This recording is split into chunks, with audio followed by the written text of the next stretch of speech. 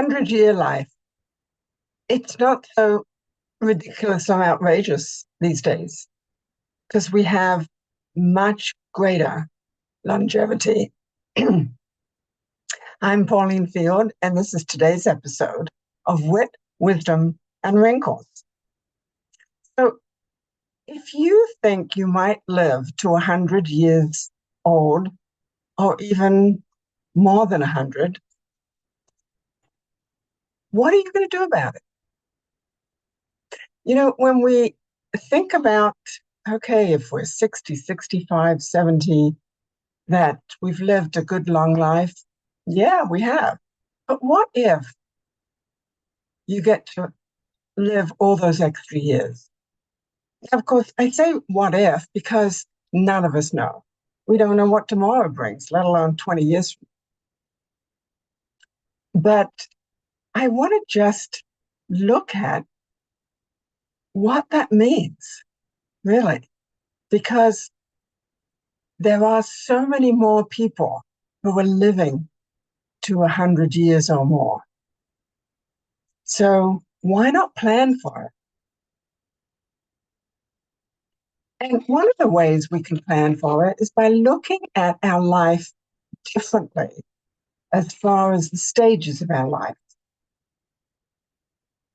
We used to think that in our early 60s, maybe by 65 at the latest, we were going to kind of put ourselves out to pasture, or else our job would put us out to pasture. And that was it. We'd sit around, play games, maybe play some golf or tennis, and that's it. Well, not these days. We've still got plenty of energy, vitality, vibrancy. So we can look at the years from, say, 60 or 65 on differently. So what if you look at, all right, let's say I was to retire from the job that I have or the career that I have when I'm 65.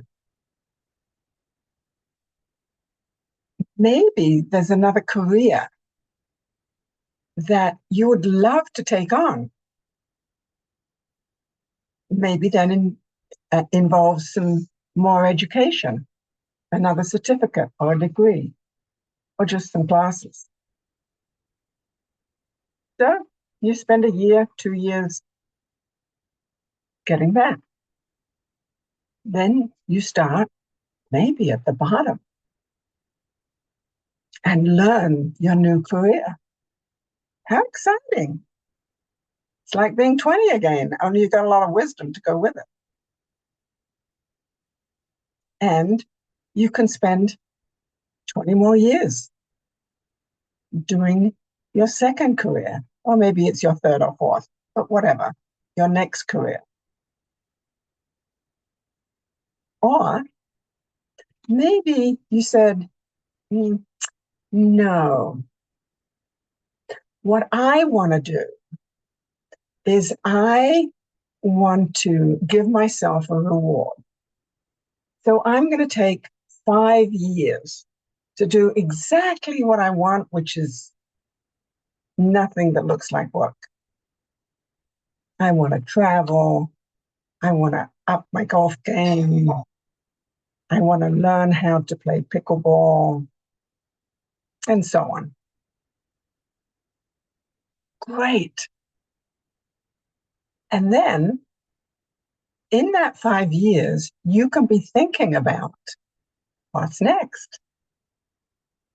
Because if you retire at 65, you take those 5 years, now you're 70. Still got 30 years to go. Well, what's it going to be? One of the keys is to stay flexible and to be resilient. I've talked about all the things that we need to do as we retire. Stay fit and healthy, eat nutritionally, get enough sleep, and perhaps most importantly, engage with others. And of course, exercise and movement of our body. But it's really the overall attitude of, yeah, I'm going to live till I'm 100 years old. So let's take care of it. Your physical body, your mental and emotional self, and keep those social circles going. And when you get to choose all these things, the time off, the new career, the new hobby that you've always wanted to do, then it's more joyful because there's no should about it. As we're going through our 30s, 40s, and 50s, there's really a degree of should. I should be responsible.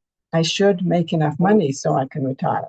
I should take care of the kids. I should, you name it. There's lots of shoulds. But by the time we're 65, no. Now we get to choose, truly choose, and say,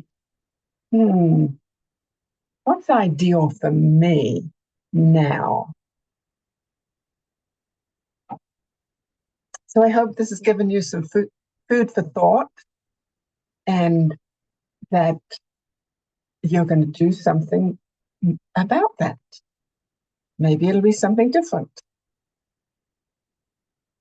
I hope that you will include laughter today, because that'll help you reach 100. And I look forward to seeing you back in tomorrow.